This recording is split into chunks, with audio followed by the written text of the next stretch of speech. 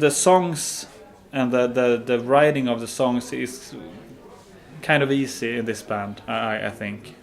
And then Tony puts the lyrics and the melody after. Yeah, I mean for I would say 90% of the songs he just came in and had a really pretty much all the lyrics. That would be 99% of this. He had the lyrics, and then for sometimes some of us can just present an idea. You know, I've been thinking about this. What do you think? And he was like, yeah, I haven't thought about that. But he still wrote the lyrics for it. You know, because he's been doing it for so many years. So he's like he's the best for that. Absolutely. You know, and it was cool how he just adapted into the band because I wouldn't say that we were afraid, but we were very used to working. So at some point it was really easy to being just the three of us and kind of not forgetting him, but he was very polite and can you just wait, you know. And then he just put down his ID and it was like, whoa, this was something that we could never come up with, the three of us, you know.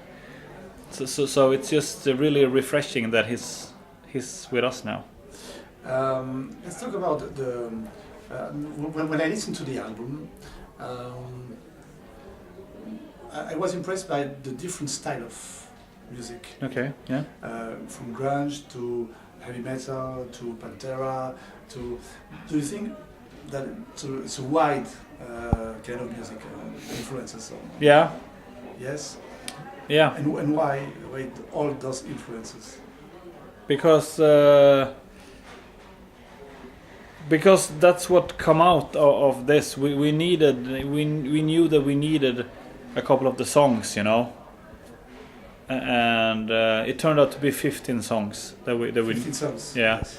and it was just the songs that we have so many riffs left, you know. I wouldn't say that we have another album, but we have we have a couple of skeletons that can be songs pretty fast, you know.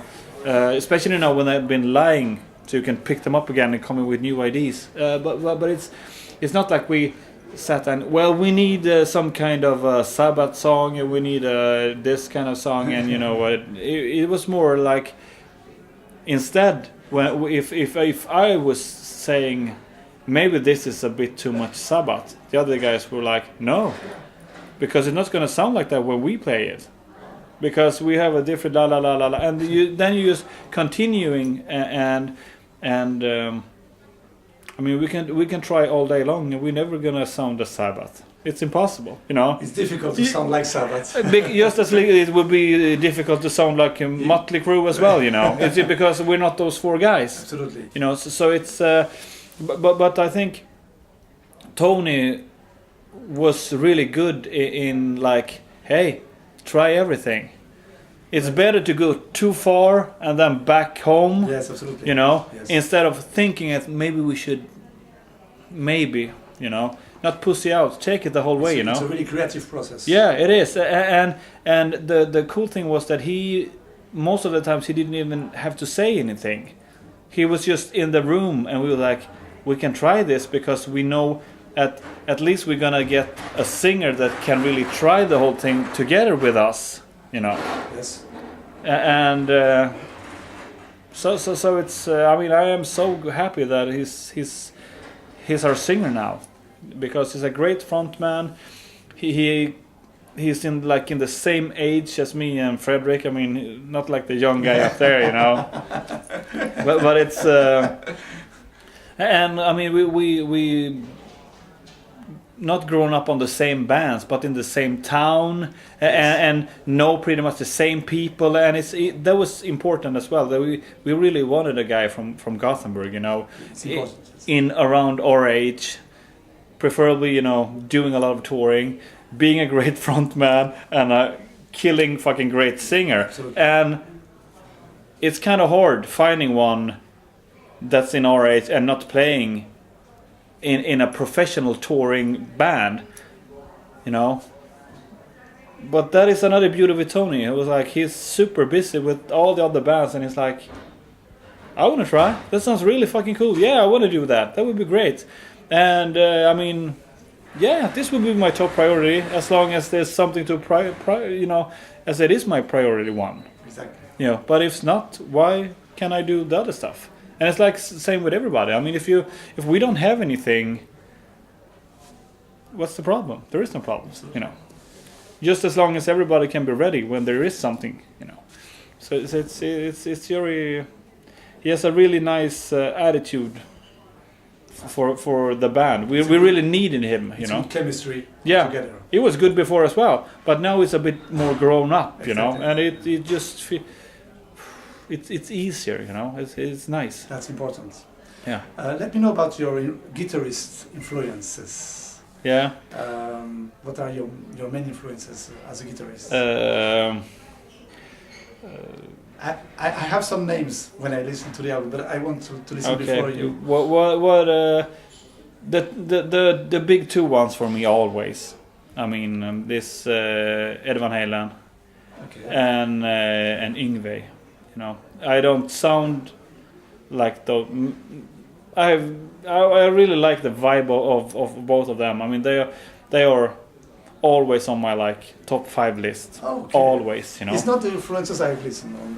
And then I mean, it's just so many. There is so many good players, Yes. I mean, but those are the two that I would always, come back to. I mean, being from Gothenburg, enjoying fast guitar playing. I mean, Mattias Eklund from Freak Kitchen. Yes. I mean, he was living 10 minutes away from me, and I saw him. I think that I was maybe 14 the first time I saw him, and he was, ridiculously good at that time. He was doing a lot of crazy stuff, and that was the first time that I saw somebody, really playing, crazy guitar this close, and my little stupid brain couldn't even, adapt to that because I didn't understand what he was doing, because I've never been one of those that's sitting to a record and try to, get licks and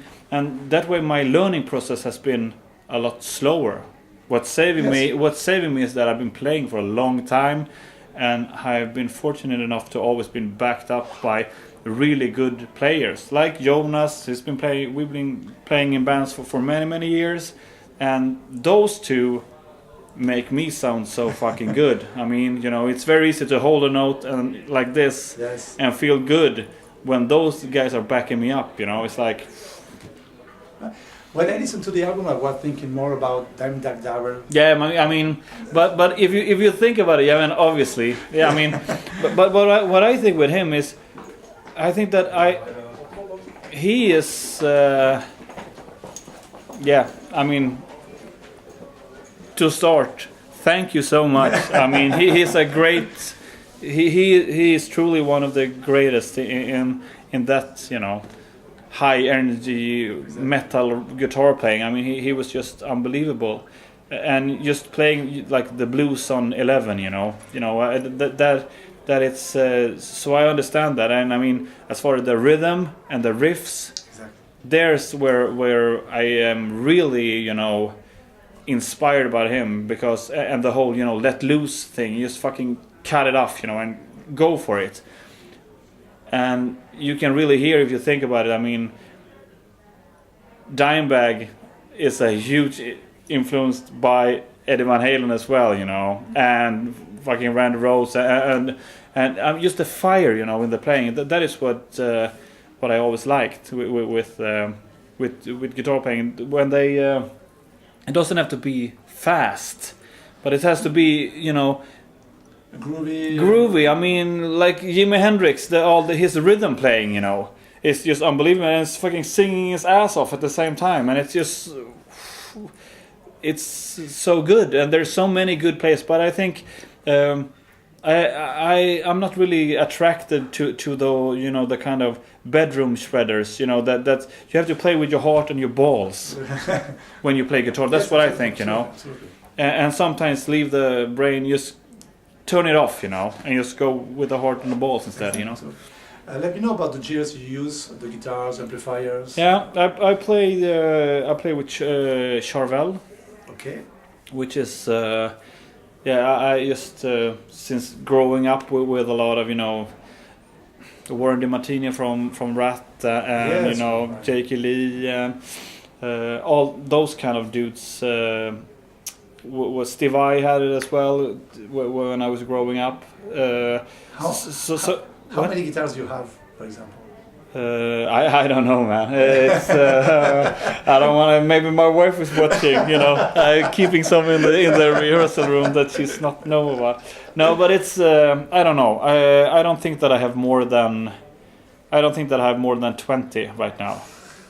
But And you use every guitars on studio, for example. Yeah. In studio, I mean, it's but the funny thing is when we I actually took out. Let's see here.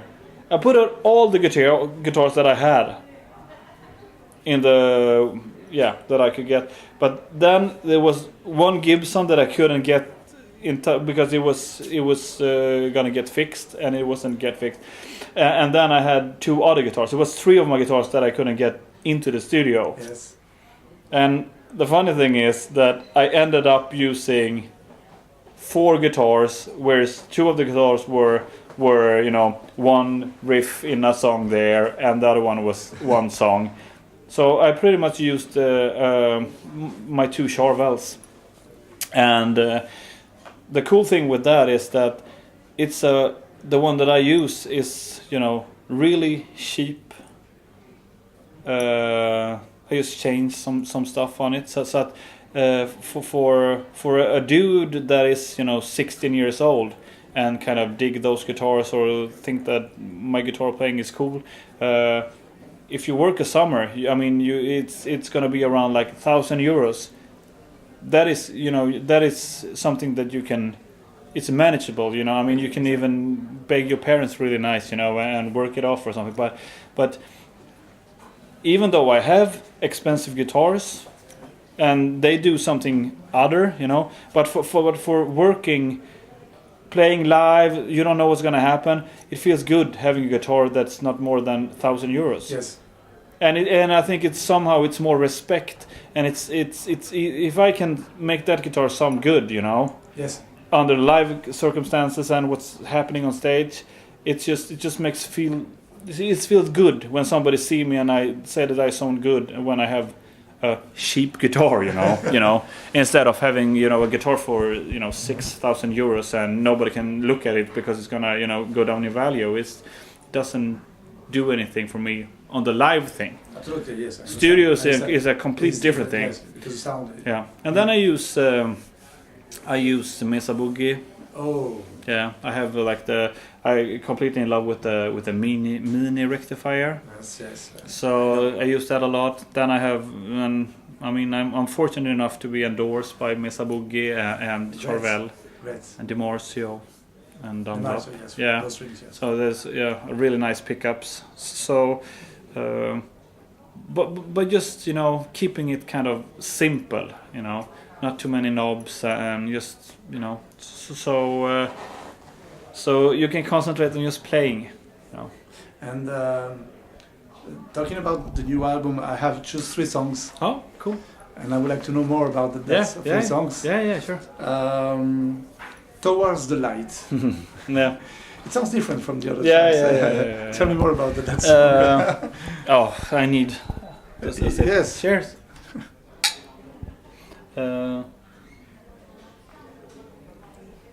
Yeah, I just had. Have you seen the movie Scarface? Yes. Absolutely. Yeah, obviously, yeah, of course. But it's this scene. It comes a couple of times. The world is yours. Yes. And it's one when he's standing in the biggest house, and a zeppelin is going over. Yes. And there is some. I think it's some keyboard thing, going there, and that was the vibe that I was going for in the intro. And later, of course, I looked at it again, and it had nothing to do with that. But that was the vibe that I was in when I tried that. And everybody was cool, cool, cool, and it was cool, cool, cool until we started going to the chorus. Because it was even cool up until, you know, the pre-chorus, you know, the upgoing thing there. But it was like, this is like a ballad, you know. And I know, but it's don't you think it's good? Yeah, it's good. It's a good song, but is it a Death Destruction song? And I was like, yeah, it is, you know. So we had discussions about the song, you know, because and I was afraid as well what people were gonna think, it's you a know. really good song. Yeah, but I had like I really had a strong vision for that one, and I really wanted to get Tony involved, because no matter what, no Tony Montana intro from Scarface or whatever gonna save the song, because the whole song is Tony, you know, with his performance, and it has to be, you have to feel it, and it's like he has to be truthful, you know.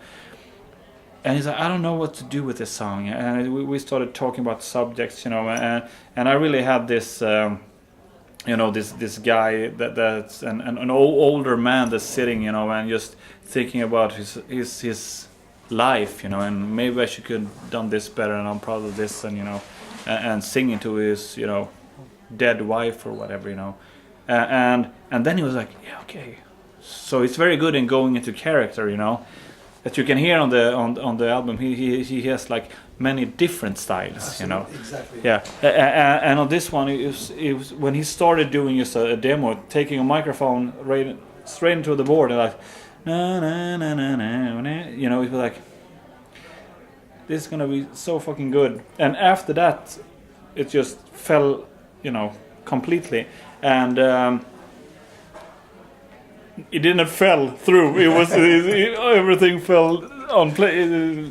What is the word? You know what I mean. Yes, the song went complete, and hats off to Jonas and Fredrik, because they had already put on the bass and drums for the song, and I mean they just playing, you know, really really good, and that is something that I'm always gonna be, you know, because the performance is theirs as well, because they do so much. I just play a little guitar, you know. Yes. It's very easy in this song. What? In this song, it's like it's not that much, you know. Just stay in tune, you know. Yeah, but it's the other guys, you know, and when if they hadn't done a good take, it wouldn't be good when he did the singing. So it's just all about respect for the song. Even they weren't really feeling it at the time. They did really good takes on the song, so we can use it afterwards. And then it went really good. And the coolest thing, and I hope it's written on the album, is Roberto Lage, the producer. He played once. Yeah, he playing the first melody, you know. And he was sitting around with a guitar that didn't match him at all. He's like he's very conservative when it comes to guitars, you know. And he was playing, you know, a really like heavy metal guitar in a strange color, but it sounded very good, that guitar. And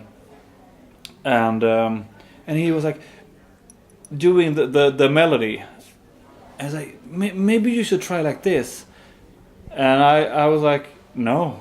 I mean, you playing it so good. I can spend 2 hours try to do this, but it's not going to sound as good as you, because he has a total different style, and it mixes so good when I doing the higher part, because I sound like a you know, a young stallion, you know, just running down just the way that I am, and he's very, you know, very controlled, you know. And so it turned out really good, you know, and. This song is very important for me, you know, so it's I'm happy that we got it on the album. I will check about the riffs. So there is two more songs, Give It a Try, yeah, and A Shelter from Harm. Yeah, those two songs I like a lot. The first one reminds me Dime Dark Darrow, yeah, for the riffs. And the second one, I don't know if you know Henry Rollins. Yeah. The second one, more Henry Rollins. yeah, give it a try. Is it's not. The funny thing is that I think the whole song pretty much. Yeah, the most important riff, what I think for the riffs, is the main riff. Bow, and the really cool thing is that it's Jonas. Okay. It's Jonas riff. So when I got a demo of that, I just called him up as, this is so good, and everybody gonna think it's me. So thank you for this, you know. And when we were, not that I recommend it, because I mean we were in an expensive studio, and I mean it's costing, and you have to be time effective.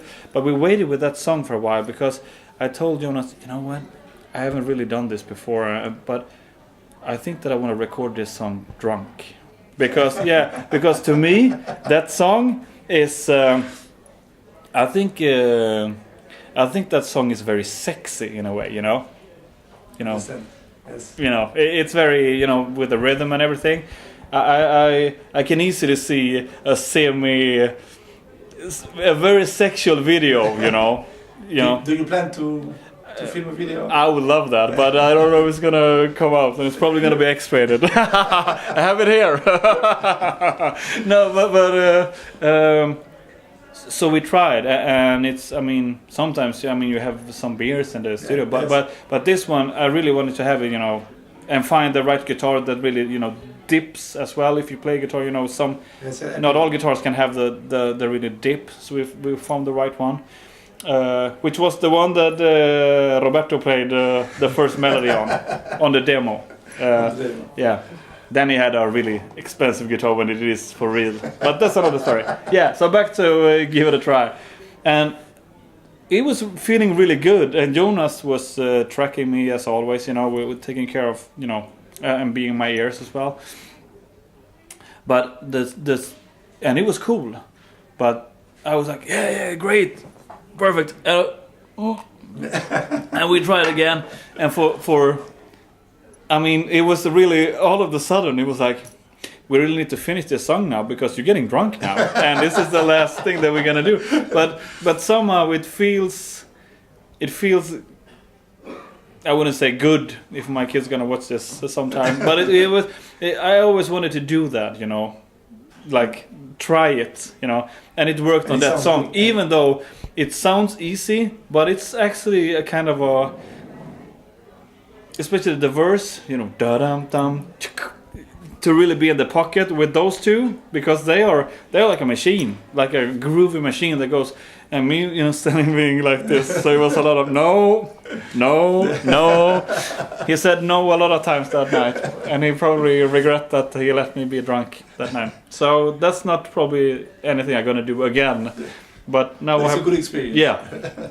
And the other one, Shelter from Harm. Same thing. I was drunk. No, I tried weed. No, I'm just kidding. That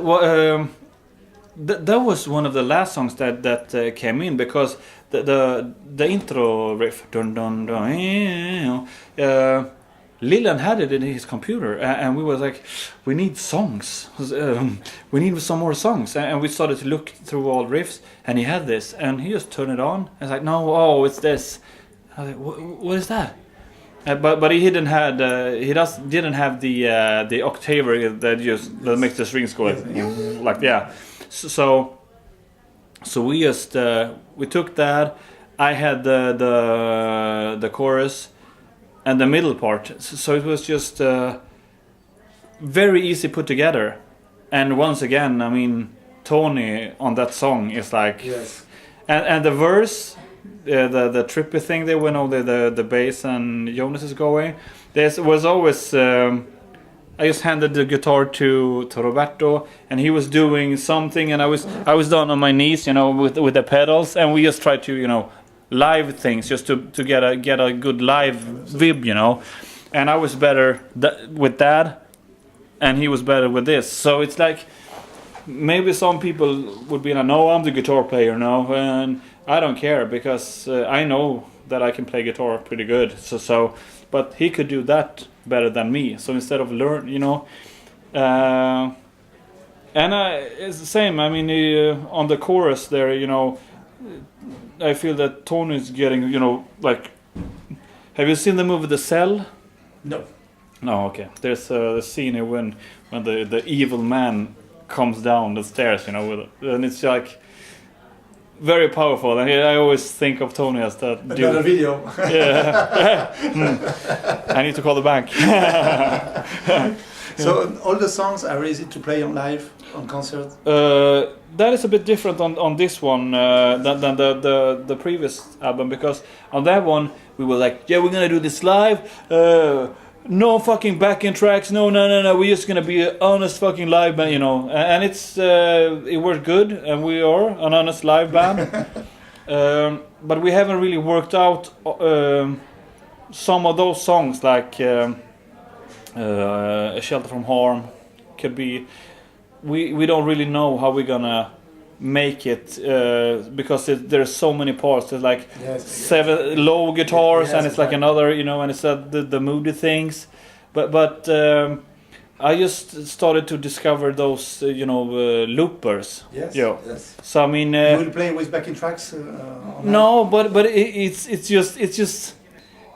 A smart man would just use a backing track, you know. But since I want to be true, I'm probably gonna do like live while we play. Yes, I'm gonna use a looper and we're gonna probably maybe build up the song, you know, so the audience see that we're doing all the part. It's just I know it's fucking stupid, but at the same time, if it makes me feel good and honest, come on. Yes. Is it difficult to play with one guitar only on stage because you haven't thought about a second guitarist on concert? No, never. It's difficult. I wouldn't say never, because Tony, I mean, in Transport League, he plays. He can play. Yeah, he can play. I mean, and for those things that we would need his hands. He would do it with 10 beers in his body, you know, without a doubt. Because, but it's just maybe I just really like being the only guitar player.